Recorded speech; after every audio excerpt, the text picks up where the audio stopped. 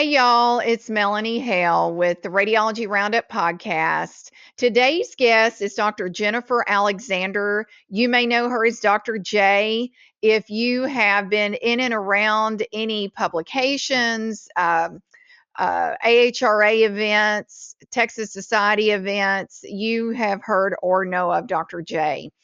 Dr. J has her Master of Science, Healthcare Administration. She has a Master's of Business Administration.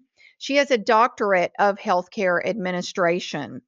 She is currently the Operations Manager of Imaging Systems and Services for a major teaching institution in the Dallas area. She has been adjunct professor at a few institutions.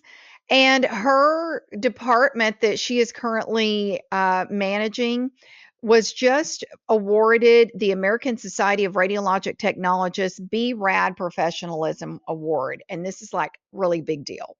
So congrats to her and her team. Dr. J is a fellow of the American College of Healthcare Executives. She has her certified radiologic administrator from the American Medical Imaging Management Group, and she is registered in both radiography and CT. She is involved at so many levels professionally and in her community and volunteering. And she's had a number of speaking engagements. So if you have not heard of Dr. J, you're going to really enjoy today and you're in for a treat. Thank you for joining us today. If you chose to join today or this podcast episode, you picked a really good one. Our guest today is Dr. J. We know her as Dr. J, Jennifer Alexander. If you are anywhere near the imaging world, you have heard her name because she is one of our great leaders and, innovators in the world of imaging. And so welcome, Dr. J, to the Radiology Roundup. Thank you, Melanie. It's a pleasure to be here. Thank you for asking me to come. And I took a special day off just so you and I could just have, kind of a couch, chat about imaging, which is one of my favorite topics. Super, super, super awesome. Well, I love to get to know maybe a side of imaging greats that the rest of the world may not know or get to see. So tell me, Dr. J, where did your radiography journey begin and why? Okay. So I'm a very big advocate for imaging in general, radiography, because that's my primary. I knew I wanted to do something in healthcare. My grandmother said, go into the funeral business because people are going to die, go into the grocery business because they got to eat, or go to the hospital because they're going to get sick. I'm like, I think I'll go to the hospital route. Sounds a little bit more interesting. So I ended up being very interested in imaging. I applied for radiography and did not get in. Neither one of my parents graduated high school. So I kind of had to navigate that world and see what that looks like. And so I went and talked to the director of the program. And I said, hey, I didn't get in. What do I got to do to get in? And he's like, you need some healthcare experience. So I walked across the street. I lived in a different state at that time, to the county hospital, and volunteered in between working full time and going to college. Wow. And the next year, I knew everybody on the panel because I'd either done something for them, ran an errand, took care of a patient. So that's really when volunteering became like my door, my avenue to get things done and to really discover how things work. When you're a volunteer, it's great because people love you. You're not trying to take their job. They don't feel threatened by you. And you can ask lots of questions and you're not bothering them too much. What a great advocate to be a volunteer, being an example, especially when you applied and didn't get in. And I know we have listeners that may be them. I know I applied. I had to have been like the 50th, alternate for a seat because it wasn't on grades for sure. But that worked, and that was also kind of a good window for you to see, what am I really getting into here? So what was the connection? I mean, especially since, okay, I didn't get in, so now I'm going to volunteer. Did you find really it was for you, or were you still not sure about it?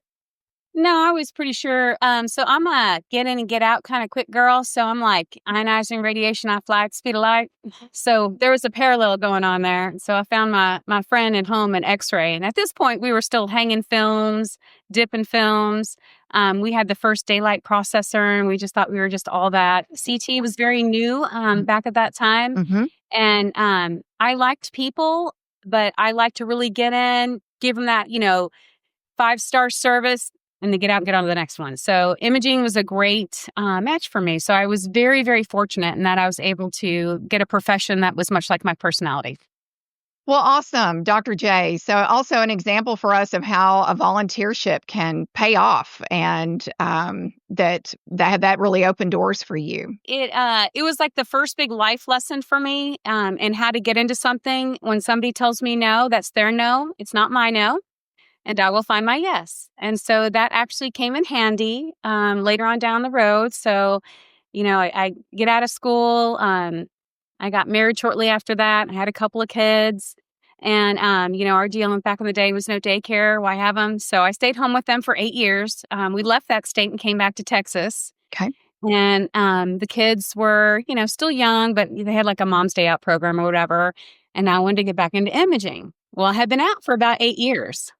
So a lot had changed. Mm-hmm. So I got a local volunteer job at the hospital nearby, in a community hospital. And I was a volunteer, and I volunteered in radiology. Nobody knew I was a registered tech, and I never let it slip. I just transported patients. I was really nice to them. And what I was able to do is, while the kids were at the mom's day out, that gave me the opportunity to see how much the technology had changed, because by this time, nobody's dipping films, right? Well, I watched how that worked. I also was able to see, did I like the community feel of the institution? How was the culture? And as the kids got bigger, they had an opening. I told them I was a radiographer, and I got the job.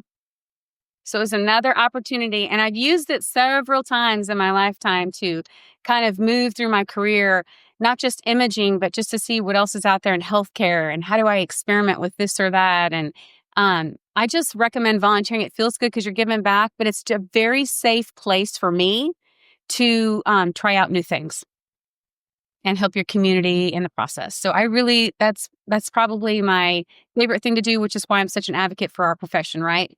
Yeah, and you are. You're one of the loudest advocates I know, and I love it. Because I'm loud too. Yeah. Well, I feel like we've got a great profession because you can do a multitude of things. You can be in cardiac cath, IR, CT, X-ray, mammo, sono. You can go to the IR. You can have many professions in just medical imaging. So right. And very, very tight-knit group. So it's like that community feeling for my job when I came to Texas that really stayed with me. And you, Brandon Smith. I mean, we cast a very wide net, but we have a lot of really close ties and relationships. So I just can't say enough about it. That's awesome. That's awesome. And one example for all of us, you're making me think about a lecture that I give about the ASRT white paper and how important it is to volunteer. And not only just what you're giving, but what you're getting. You've just shown us so much of what you're getting. And just a great example for us. Taking imaging to the next step, when I was working as a radiographer, I was working with one of our, she was a transport tech. And it seemed like I blinked and the girl was going to nursing school and she was a nurse. And I was like, well, I better go back to school before these whippersnappers pass me by, right? So I went back to school and completed 2 master's degrees. And then when I was closing in on that second master's degree, applied for a job. And what didn't land that job, but ended up landing a different job at an academic medical center. And that really opened my eyes to see how much more imaging could go from an academic medical side, right? Because not only do we teach, we see the incoming, we touch them in so many different avenues. And I did a presentation this year on just the workforce shortage. Mm-hmm. And I was reading a report and research when I was doing this presentation. And, 10 years ago, they said we had a shortage.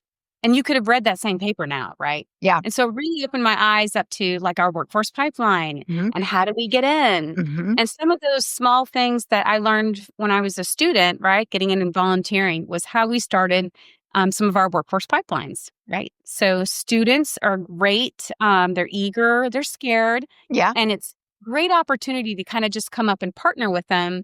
And as I was talking with the workforce shortage with my leader, she said, what do you suppose? I said, well, back in the day, we hired our students. And she's, well, what's stopping us from doing that now? And I said, I don't know. You said go and we'll do it. So in 6 weeks, we started an imaging training assistant program, much like what we did back, 30 some years ago. Right. And I was one of them. it was very odd. This was just a little bit different. The laws of the state, of course, are different, but they couldn't, can't take x-rays because they're not licensed. They can't use their markers. They can't give contrast, but they could simulate like they do in their clinicals, the patient care. They come in, they take care of those patients. And then, they step back while the radiographer makes sure everything's complete and then does the imaging. But what this pipeline allowed us to hire students to work 2 to 4 shifts a week, baby shifts, 4 to 6 hours. Okay. And you're bridging somebody from a student to a professional. So they're still going to school, they're still doing their clinicals. And now we've hired them as these trainees to help bridge them from a student to a professional, because the schools are bridging them from the scholastic court to get to the be professional. But when they're trainees, they could have Epic, they could have the PAC system, they can call and coordinate a patient care. Who's the interdisciplinary team? How do I deal with an RA? How do I call a patient down? And so we were able to really polish these professionals. And in June of 22 is when we started the program. I'll be excited to see how June of 2025 finishes out, because we'll have a better idea kind of what our plan looked like. Okay. And so we've had about 36 go through. And then at 36? Yeah, 36. That's incredible. Wow. I want to hear how this comes out too. I'm thinking 2 or 3 tops. Wow. No, 36. And what's really interesting is how they've actually made their own community now. So a couple of things that's interesting. A lot of them want PRN. So it could be pay. Okay. It could be that these guys want a different type of lifestyle than we did, right? We were all vying for jobs. Like we would take any shift or Any whatever. shift anywhere. Mm-hmm. Exactly. And we still tend to think like that. Well, we've got to think differently. We've got to be as innovative as our programs, right? So how do we curtail, right, these pipelines and really grab this next gen? So it was an interesting observation. One of our trainees got married and invited some people. So I just was going to drop in and just, say hello. And I was shocked. She had 3 tables of people that worked with her. They were trainees.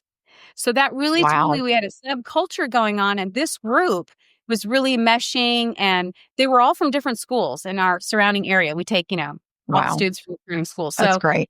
You're lifting them into a professional network, into connection, into relationship building. It was so cool to see how all these things that we were able to kind of advance, and they had their own organic thing going on. Mm-hmm.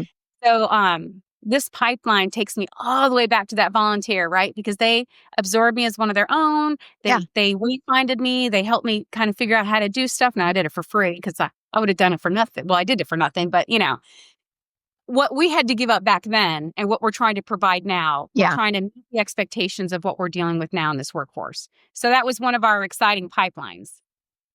That's really cool. And I want to stop just for a second to kind of backtrack a little bit, Dr. J. So I'm thinking about any hospital in my area that or a manager that hears this podcast and says, wow, how do I get my administration on board to create a position for an imaging technologist assistant? How does one go about that? Can you speak to that a little bit? Sure. Write an S-bar. They're probably a nurse, right? They probably are. Back it with some research. It's very easy to do a situation background. What are you trying to do? What do you hope for? But you have to back it with research. So this is where some of that master's level education stuff really started coming in, right? I remember one time when I was working at this hospital and we needed a new CT scanner. We had some leadership that left and we couldn't get it. We got a new leader and we got it. And when I talked to that new leader, I was like, how did we get it with you and not with them? Right. And it's kind of how you spin the story. Research. He pulled all the metrics on the machine. What was going on with the machine? What was the cost replacement? So there was a lot of stuff done. And that's what we did. Okay. We presented a portfolio of this is what's happening, right? And while talent acquisition is super important, right? If there's a blockage in the heart, you build a collateral. We need some collateral lines. We need 3 of them, 3 collateral workforce pipelines to supplement our talent acquisition. They're doing a great job, but it's not enough, right? And so how do we get out there? How do we be innovative and how do we be different? And we have to sell it, right? And we'll be taking a look at those metrics and stuff and being able to tell a story at the end of June, right? Because we need to see what the spend was. What did this really teach us? Mm-hmm. And an academic medical center to me is something, and I came from an academic medical center. Mm-hmm. So this is kind of where those types of things live. But I can tell you that somebody did ask me, or actually saw the job description online, another local colleague, and is probably talking with theirs, if not, and already has something similar going, right? Yeah. The best for shared. So Well, I have seen your job description and I've used it as an example in one of my presentations on the ASRT white paper and planning ahead and saying, here's what one institution is doing. And they're like, oh, can you do that? Can you do that? I said, it can be done. So, I mean, that's why I wanted to kind of ask how you broke into that with your administration and okay, so thanks for sharing that. But you tell me you had 30 something. How do you get so many of those? Is it just creative scheduling or, you it's know PR. So the beauty, PRN is a beautiful thing in healthcare, right? It's very flexible. I've only worked in hospitals for the most part. So 24/7 gives you like a lot of play, Yeah. except for like 10 to 7, that doesn't really work. Okay. When we're interviewing our people too, we have 12 slots at any one time. And as they graduate, they're rotating out. Okay. Right. Okay. So you've got like an open door, except for this last time I was locked in and had 12. So I think 4 or 5 just came out and we got most of them. Uh-huh. Right. And I already have people knocking on the door. When are they going to open? When are they going to open? Because the nice thing about the imaging trainee assistant program is, if they have an offer out, they can still work as a trainee until that Texas Medical Board comes in. That could take 30 days. Mm-hmm. Now, you talk about, shooting 400 portables a day. It's nice to have an imaging trainee assistant, right? It sure is. It makes work better. And I always tell them, I'm like, these trainees, this is your PTO. Like, train these PTO people, like they're going to manage the ship while you get some time off. And it's been great. We did have some pushback initially, but it's become culture now. It just takes some time. A lot of discussion about what's the difference between objective and subjective teaching. So subjective is, you don't really do anything. Objective is, I haven't seen you really get up in 10 minutes, right? And so teaching our trainee or teaching our preceptors, right, how to have a safe conversation based on fact, right? And delivering it in a kind and comforting manner, right? Because we're trying to raise the next generation. Right. They do it really quickly. And I've had lots of one-on-one coaching. We learn that there's different types of learners. There's different kinds of teachers. And so when we do the interviews, we're discussing that. And so we welcome them to give the feedback. And I was talking with one of our trainees recently where she had said, she wasn't going to do something the way that preceptor had done something. And I said, it's not going to be long before you're going to be a preceptor. Right. How would you like this approach if this was you? Yeah. And so we did a scenario case study, right? Because she didn't realize, in her writing what that can look like. And after kind of role playing it, because I want to raise her to the next level, because I'm telling you like this in their training. You went right down the road I was going to ask you about is how did you get, I don't want to say buy-in because they're already employees, technologists or your future preceptors at that time, because I just think about some of the departments that I've had students in where I tell them not every technologist is a born teacher. And some are totally not student friendly. So I know you work in a teaching institution, as are most hospitals that have students rotate through there. But just training your staff to be an effective preceptor. That is, I think, if think about myself in your role as I was wanting to think about bringing this kind of program in. I think that would be one of the hardest things is getting all of the staff that are going to be working with this new role to do what they need to do. You're not going to get 100%, but what you're really going for is self-reflective. They have to be, the preceptors don't, I think there's a bias. We look out of our own window. We don't look out of any other window. And then after a while, we forget there's other windows in the house, right? Yep. So part of that's just bringing it to their, telling them that they've got they've got a bias. It's not a bad thing, just making them aware that they do. And, we have this next generation that's going to be training people. We have heavy workloads. We've got a lot of patients. We need everybody to be, everybody working together as a team. It's not 100%, but I'd say it's pretty high. That's It's pretty high. incredible to me right there. There's a lecture in there, by the way. I'm sure you already knew that. I'm just like, okay, there's a lecture for Dr. J right there. I want to hear it. I did one, I actually just did one because we have a different pipeline that we were going over, feedback, and they were, the preceptors were hesitant to give the feedback. And so the talk was on subjective and objective. And I think you're in on that one. I was in on that one. Yes. Mm-hmm. To teach them that there's a safe way to say you're not doing a good job.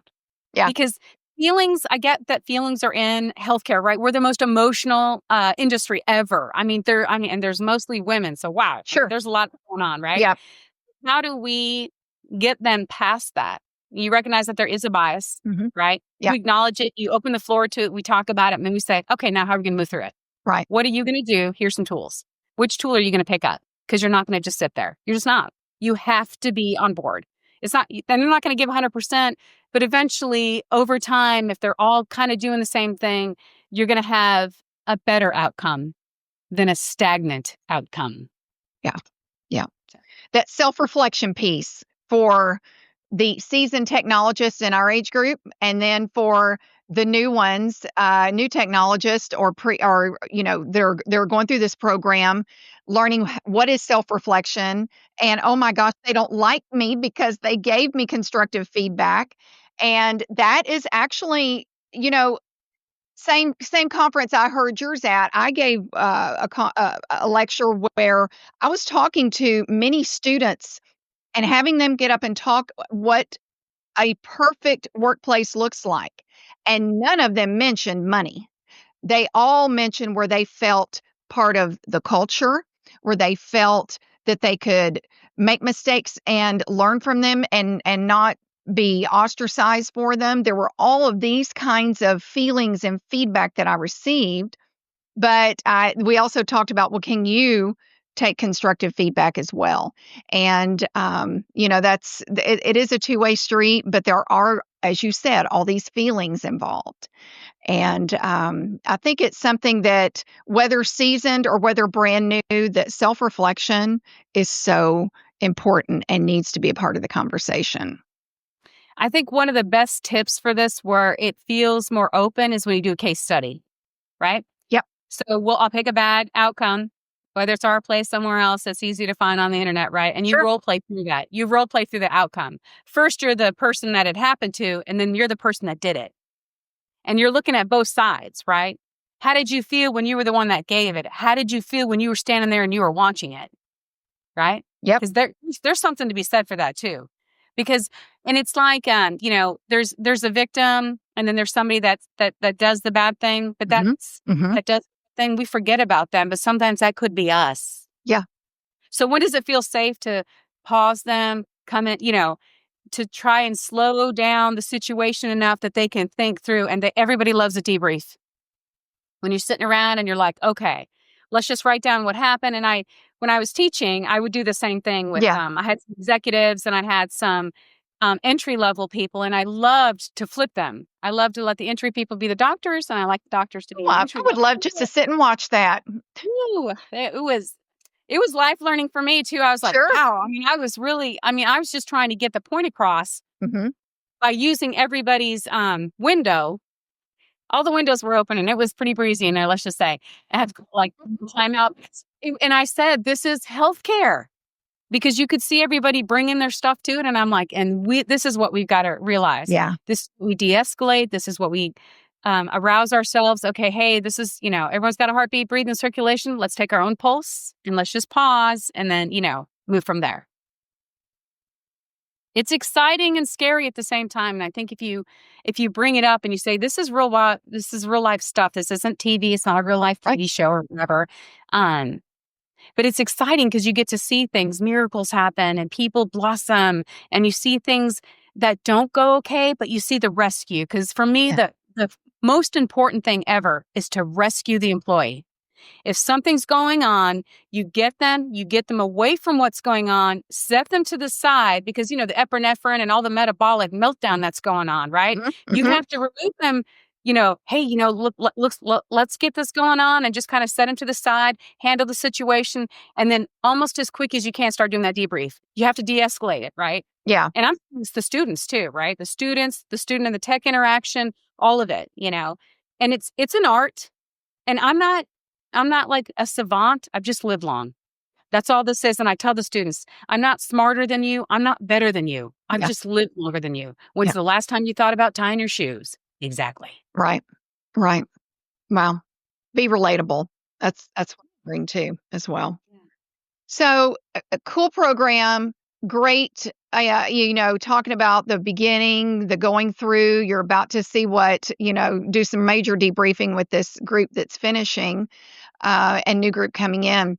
You also started another program with talking about need, and I know you work in a very large place, a need for MRI technologists. And I'm seeing that like everywhere. Everybody needs MRI techs. And so, can you talk to our listeners and viewers, depending on how they're watching or listening, about that program and what you came up with to solve your own problem and recruitment there? Sure. So I'm going to go back to my strategic leader that I happen to have running all this stuff. She's really the power brain behind it, and she went to it was at a community college. I think they had a meeting about the workforce pipeline. Okay. And she caught wind of it, so she went, and so she got some information on it, and it was a combined um, program with Tesla MR that does the online training for MR. Mhm. The Department of Labor and Dallas College had a workforce pipeline. Mhm. And so it was a three-year initiative. We caught it on year 2. So Okay. there was some funds that came through. Not a lot, but there were some funds that helped us get it off the ground. And so we started with 3 students, and they were internal. So this program is a way to upskill your staff. That's the goal. Okay. You have staff that do not have imaging backgrounds, and you're taking them from ground zero, or maybe we'll say ground 1.5, because maybe they're CMOA or, they're a frontline staff that's got some medical knowledge, a little bit of medical knowledge Okay. experience, and then you're trying to you're pipelining them. It's about a 14-month program. It's combined with Tesla Institute provides the didactic. Okay. It's online. The students are required to pay for that. We pay them 40 hours a week to go to school, and what they're doing is they're going to clinic, and they start scanning day 1. Now, they're probably not scanning on day 1, but they're doing like MRI safety and all that kind of stuff. Yeah. But they're scanning very quickly. Now, Tesla has it has the scan lab, so they have simulated labs. They're always with an MRI registered tech, always. They're never allowed to do anything without one, so they're palling up with them. And they go through phases through Tesla. I watch their online stuff. I can see some reports and see how they're progressing Okay. through that. Okay. First year, we had 3. I came in about 9 months into it. So they had kind of got it started, and I came in about 9 months. And so it was about September. And I could see that we had a lot of things that we had to close real quickly, right? Okay. Things kind of thought through. Some of those were reports. How do you know where the students are? How do you track them? What does this look like? Because I don't feel like they could see kind of where they were at least Okay. in my opinion. Okay. We got them all fast tracked in about 6 weeks. It was a rough 6 weeks, but they were all on it. We were a go. And I started noticing a few things. We had them at the hospital, and then we had them at one other location. And it looked like not like they got a little too comfortable, or it didn't seem like they were as quick to the draw as I'd like to say. Okay. Well, when you shake these up a little bit, it kind of makes them a little nervous. For us, we started rotating them. Mhm. So I made it real quick, and they started learning a lot more. And so, because you have different preceptors, you have different machines, different Absolutely. buttons. And so that really engaged that brain. You could really see things moving. And Awesome. so those guys finished up about, it was like, I think it was just under 14 months. and all 3 of them passed. And it's arm rate. So it's not ARRT. So talk about that for a moment. I know, this is a big hot spot. Yeah. So most of us as imaging technologists, here's our bias, right? We're ARRT, man. We are living, born. I mean, that's our drive. And I get there's a place for that. But sometimes there's 2 ways to reach the same point. You can either fly to an island or take a boat and everyone's on the island. Right. An ARRT or an MRIT is still running an MRI scanner. It's 2 different bodies.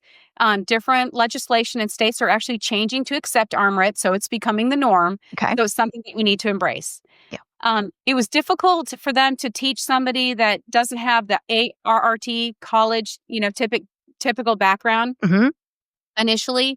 And every cohort, we've gotten a little bit better, and I've been able to do a little bit more.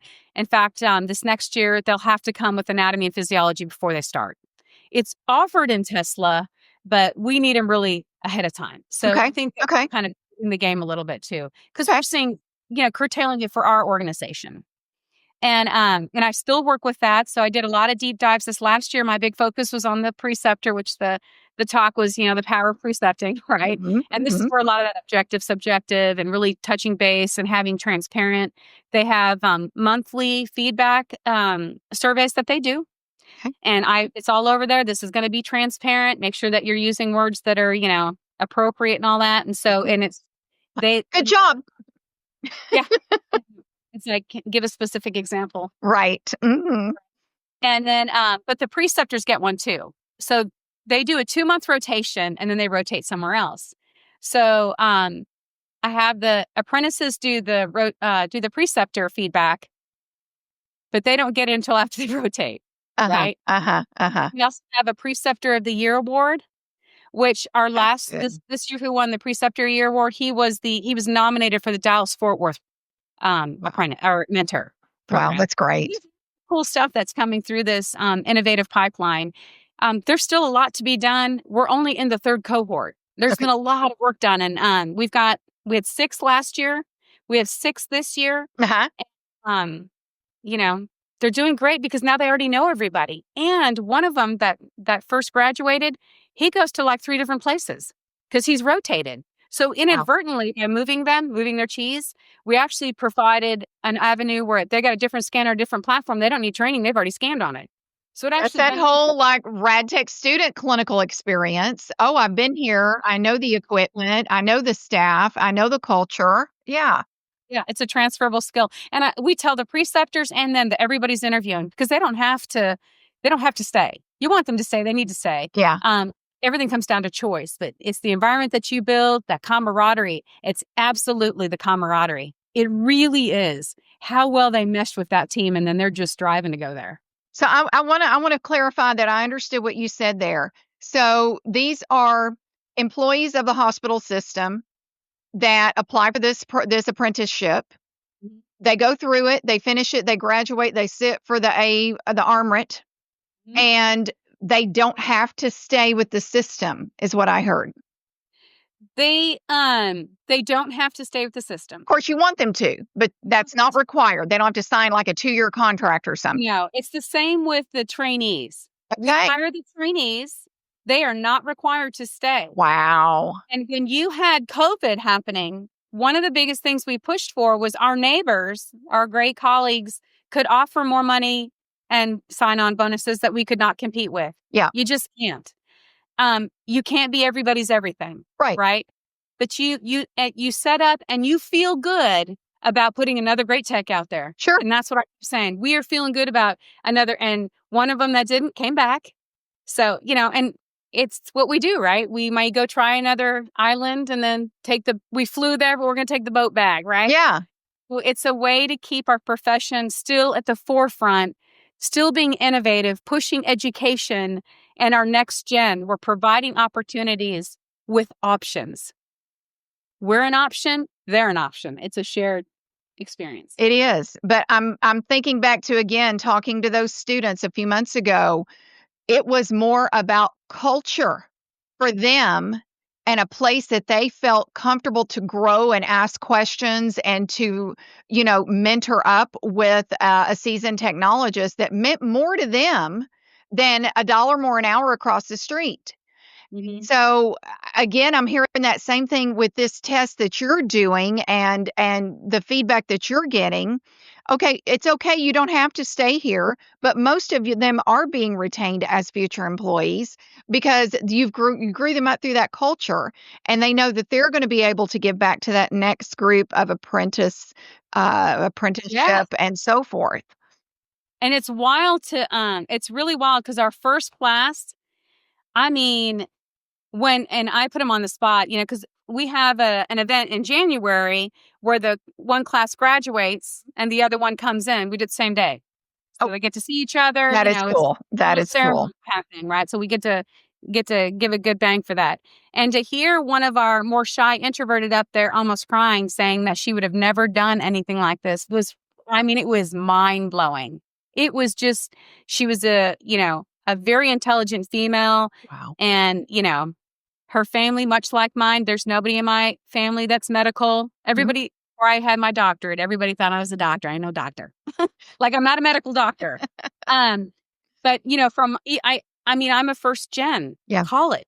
Yeah. And so very interesting because people don't seem to think that, but I could relate to this young lady. Mhm. And and then the second year, this one lady's whole family came, the aunts, the uncles, and everything. It was really surprising, Wonderful. to see this downstream impact that it's not just about putting another great tech out there. It's Yeah. about changing somebody's life, future life, and their kids' possible life. The power of education, the power of what that feels like as an educator or again, I'm not just, feeding my own pipeline. We're changing lives. We're changing lives where they like she said, I would never have been able to do this. Um, And I remember feeling like that. I remember, I gosh, still feel like that sometimes. right? But I also tell myself that, my job is to replace myself over and over and over and over. My job is to pull the from behind me and pull them over me, like leapfrog. You need to keep going. You need to go further than I went because we're just going to get more innovative.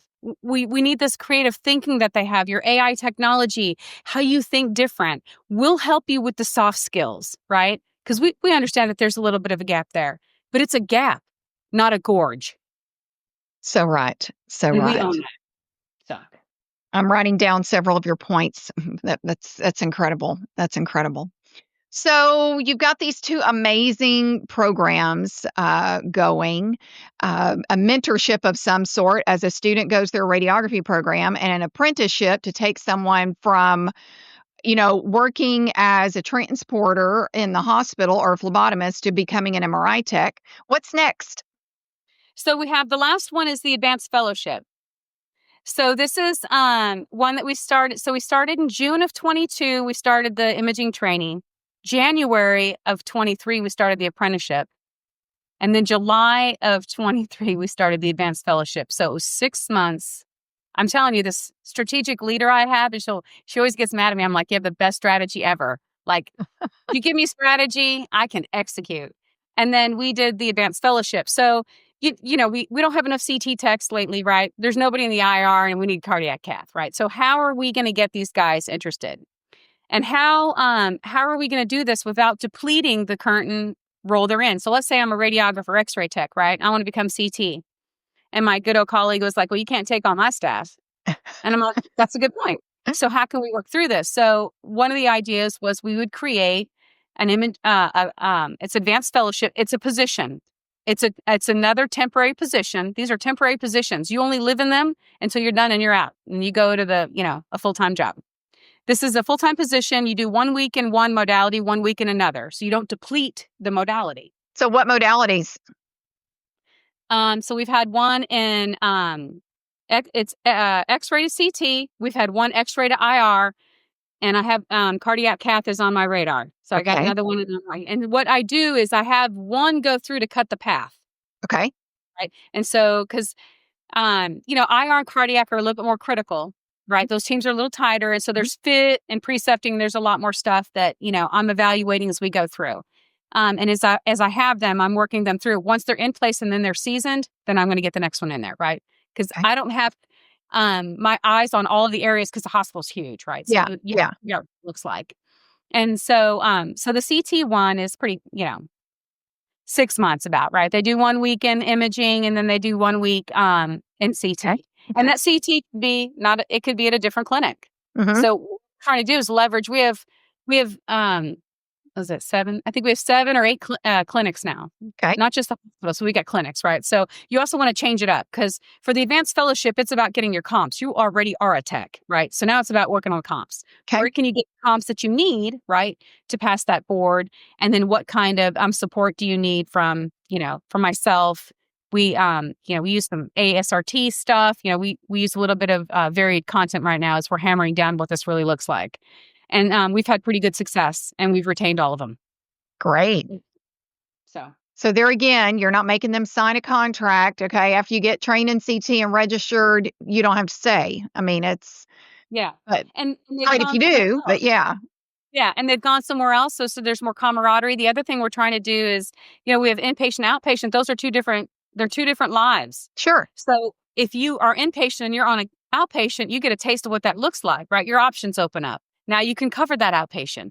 The other thing I think about is like COVID. When we were thinking about COVID, I was like, okay, how do we deploy our clinic techs over back in the hospital? If it happened again, we'd be so much better off now Right. because we're already mixing that because Yeah. I'm getting the inpatient, the outpatient, everybody's wanting to do. Without that next. wearing out a staff. Exactly. Yeah. Again, it's a collateral, right? You got the heart, you got, if all the main vessels are blocked, you need the collaterals. So talent acquisition is just one item. How can we be innovative? How can we provide how can we provide a career pathway? That's the way I look at it.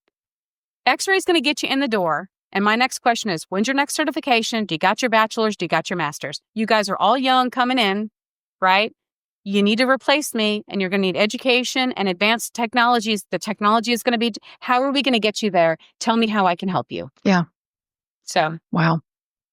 How innovative. That is incredible. And, I hear as I go around the country and speak to different state groups and whatnot, oh, it'd be great if we could come up with something, or I wish we could come up with creating a position for an imaging tech and get a student in there. I think, why don't you do it? Well, I don't know. I don't know if my administration's going to buy into that or whatnot. So, you've given us some great examples of how to approach that conversation, how to go through the middle of it, getting the technologists on board, working with your technologists as effective preceptors, not just saying, okay, here's this student, go with it, or here's this trainee, go with it, and setting up your team to be effective as well so that that trainee doesn't want to run for the hills when it's over. Um, it's and it's important to build culture on both sides. a learning. So don't think that just because you start it, you're going to get it great out of the gates. You're not. I mean, boy, did I learn a lot of stuff about precepting last year. I learned a lot, right? Yeah. And at first I was a little and then I was like, wait a minute, no one's doing this, Jay. You're not supposed to be perfect. Like, that's not really what this is about. Yeah. This is about learning, and these are opportunities. So I myself am also learning with them. If I say something, they feel comfortable enough to say, you need to stand down and listen to me. And I'm like, okay, point taken. Thank you for pointing that out. Because you get so used to driving processes, sometimes you don't receive them very well. And so sometimes I got to take a step back and say, okay, what's a better way to think through this? Yeah. And I'll think through it with my colleagues or whatever to come up with better scenarios. We're all learning, and it's only going to get more innovative. This is just baby stuff. The big stuff's going to happen. All this AI, this technology, and, we have a lot of advanced equipment right now. So I feel like our level of techs is already one up, right? Yeah. So they're working with stuff that nobody else is working with, That's and right. so you already have cutting edge technologists at an academic medical institution because we research and that, most academic studies do that. Right. And so how do you leverage those great minds, to really embrace that innovation and then aim it? That's fun. With practicality as well. Actually, Yeah. firm and fair. Be Firm firm and and fair. fair.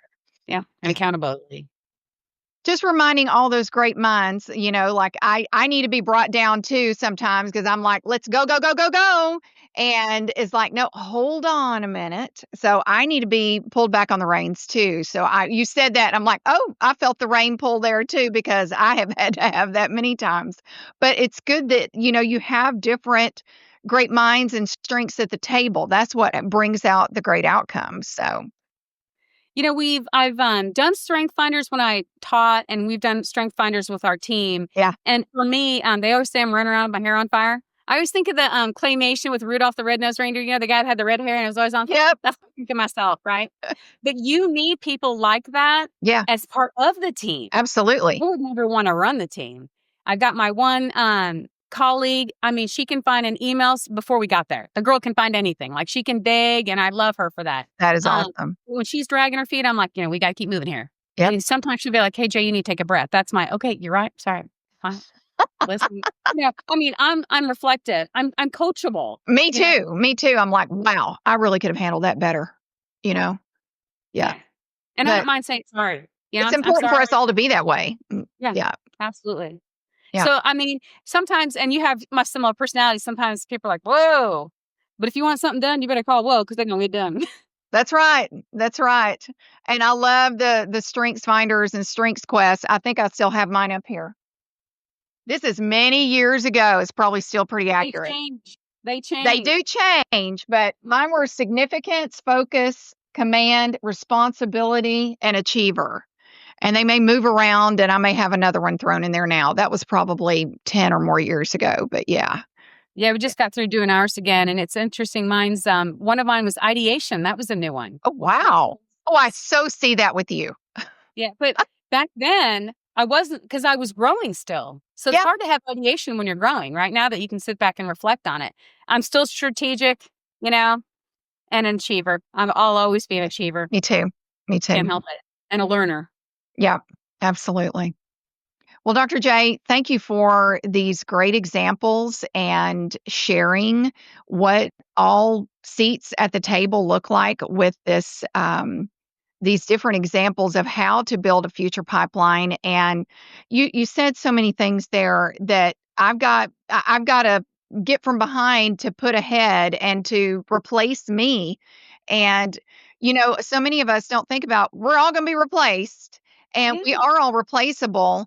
And so I'm going to quote Brandon Smith on this, is to leave it better than we found it. And wow, just really actionable steps that you can share, that you've shared today, that others can share with their team and take back. They did it here. I know that's a big place, but we could do this here, and we're not a big place. And you start with that first step, because time is flying by us, and it's only getting faster, and we're only on this planet for a fleeting moment. So, this profession changed my life. I hear what you say, that you came from humble growing up. I did too. My dad has a master's degree. He was a teacher, but it was still very humble beginnings. And no one in my family's in healthcare, wasn't at that time. My sister's a technologist now, but it's just, there's so many things we can do and do more, even if it's a small step, whether I'm a preceptor or I'm helping bring this idea to my institution. So thank you so much for sharing with us today. And volunteer. Any chance you get a chance to volunteer, like at Everybody the can do that. ARRT, you can write. I've written an article for ASRT. I did book reviews for, anything to yield new skills. Yeah. Because the worst they can say is no. And remember, your no ain't my no. That's it. That was another one I wrote down. Your no ain't my no. And persistence goes a long way. Tenacity. Yes, it does. Thank you so much for having me. It's been a pleasure. Absolutely. It always is, Dr. J. And I look forward to hearing that data update after this changeover of students graduating. Yeah, it'd be exciting to hear. I'm excited too. Awesome. Thanks so much. Hey, y'all. Melanie Hale here with Advanced Health Education Center in Houston, Texas. AHEC has been a leading provider of continuing education for healthcare professionals in the imaging sciences since 1988. Our mission is to provide you, the radiologic technologist, physician, sonographer, nurse, and allied health professional, with evidence-based education and training that increases your knowledge, enhances your competency, and overall improves patient care. Technologists, has the time come to learn a new modality? Are you limited in your resources and, more importantly, time available to learn a new modality? AHEC is here to help. We have online and in-person delivery methods available for mammography, bone densitometry, sonography, CT, and MRI. AHEC also offers CME for physicians, including in-person ultrasound training. We have continuing education available via live webinar, on demand, at-home study, and in person. We offer specialized corporate training classes both online and in person. Do you have a specific staff training need? We will come to you. Want to host a continuing education event for your staff and community? Hey, we do that too. Did you know AHEC also offers mammography consulting services?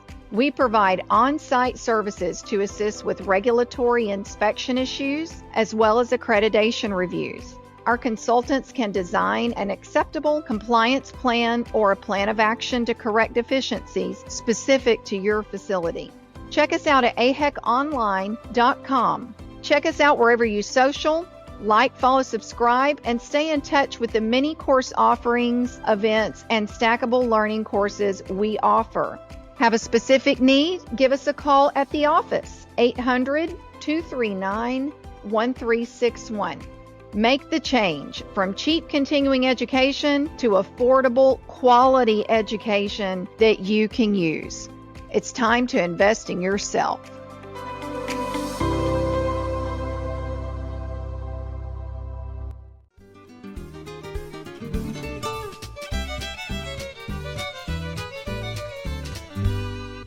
Hey, y'all. In today's takeaways from my talk with Dr. J, I had so many notes, and I'm sure you did too, and your own takeaways. But I just think of her and the light that she brings to those who are around her. What an amazing person to know, and much less to get to work for. She is just a natural born leader. And I've always thought that before I knew her and after I know her. Again, that light just emanates from her, and she really makes you want to do better, because she's always making an effort to do better, whether it's at a community level, a volunteering, or volunteering on professional level, or trying to rise up to the challenge and come up with new ways and new ideas to address certain needs or issues. One of my takeaways that she impressed upon me is to think differently about things, um, as well as self-reflection. We all need to be able to self-reflect. I mess up every day. I don't reflect enough, probably. And she reminds me how important that is. But also to think differently. I've got this problem. I'm going to use the many examples she gave us about filling a need in my department. She created 3 different new pipelines for planning for the back end, even though it wasn't going to be something that's going to fill a gap tomorrow. She sat down and with her team came up with strategy. Strategy is important. With filling needs for technologists, you know what? We're going to go to these students that are in programs and we're going to invest in them.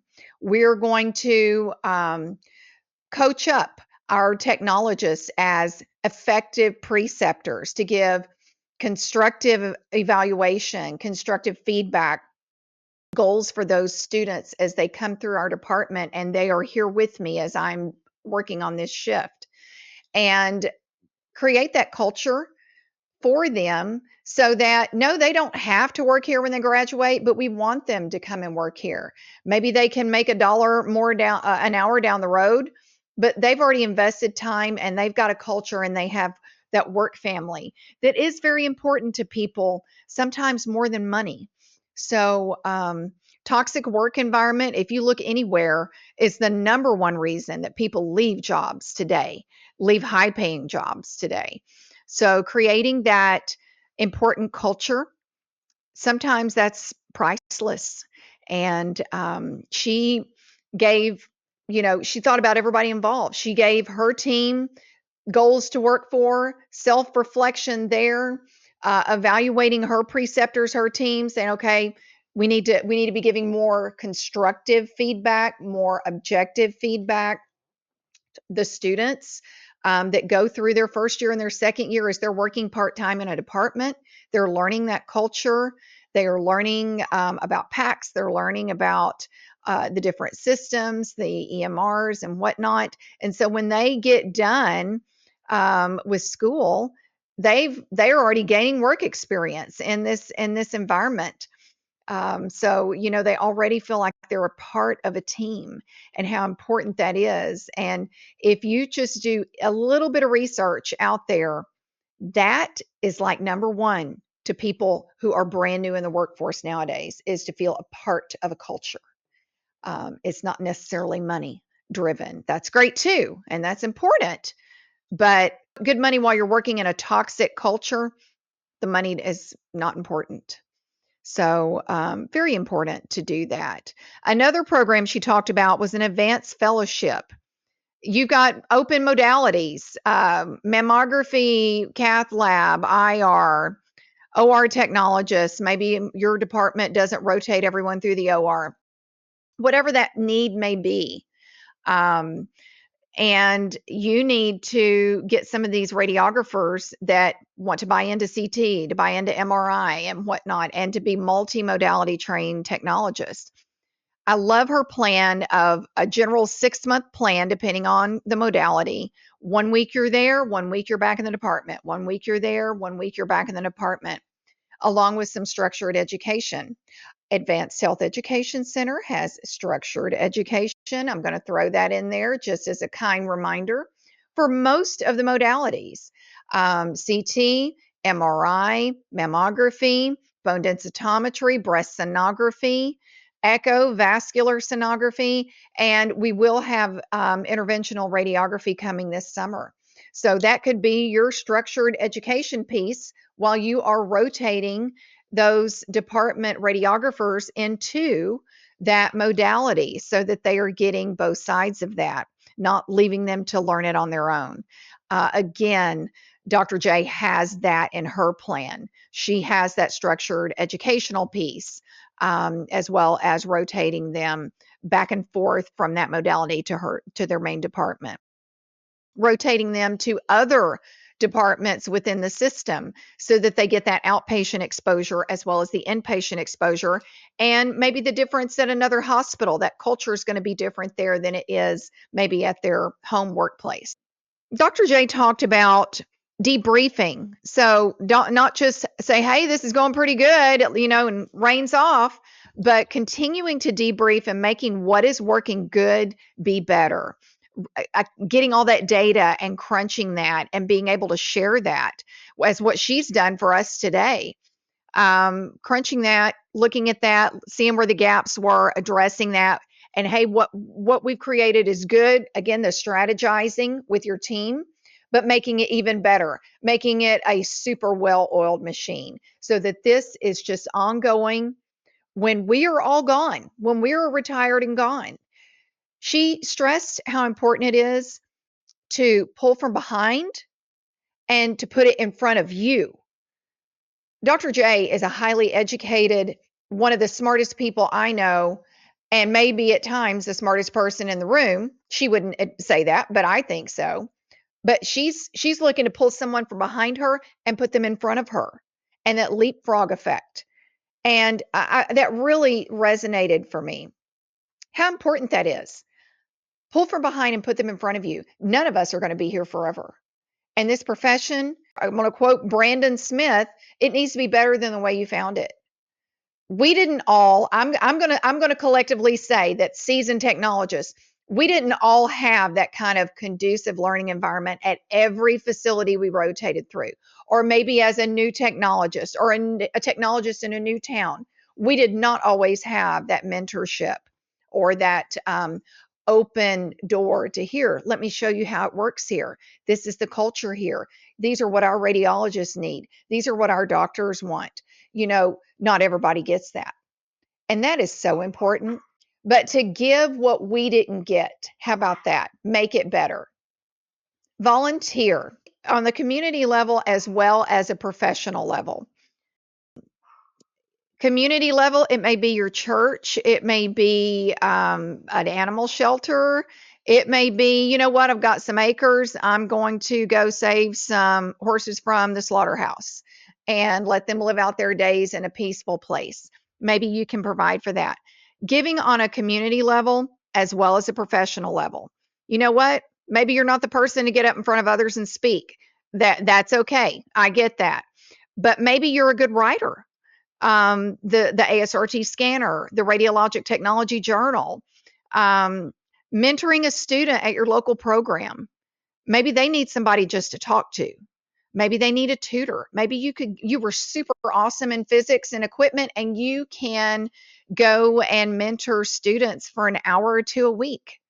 All of that makes a difference. Again, I've heard seasoned technologists say, well, I didn't have that in school. I'm not going to do that. You know what? Don't be that tech. Don't be that tech. We all experienced that tech when we were students, but don't be that tech just because you didn't get what you needed. Give what you needed. How hard is that? You don't have to give all your time. Give a little piece, give a little something. You know what? And when that new tech is coming in to work with you next week, be a little more understanding. We can all do those things. Okay. Positively influence the next generation. Never stop learning. So whether you've been thinking about going on to that next degree, but yeah, I don't know. It doesn't have to be the next degree. Maybe it's another modality.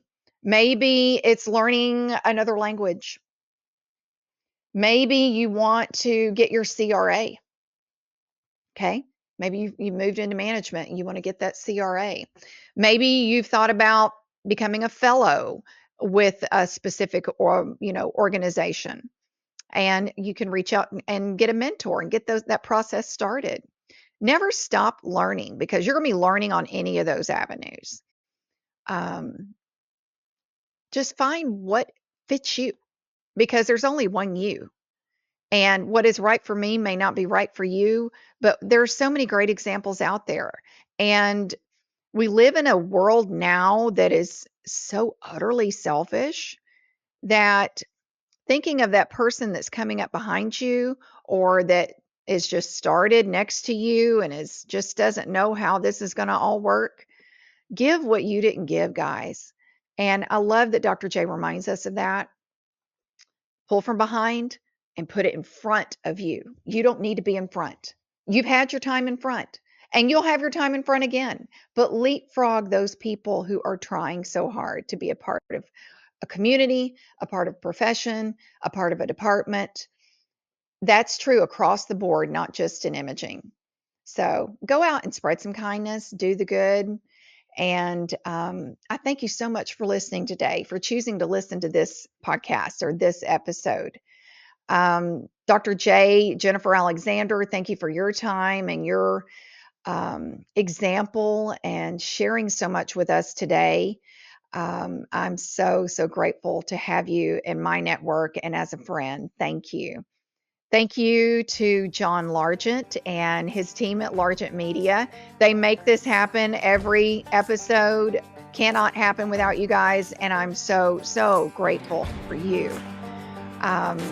Go out, guys, and do some great work. A lot of things we've talked about today don't cost you anything. So go out and make it happen. And remember, peace, love, and rad. Take care.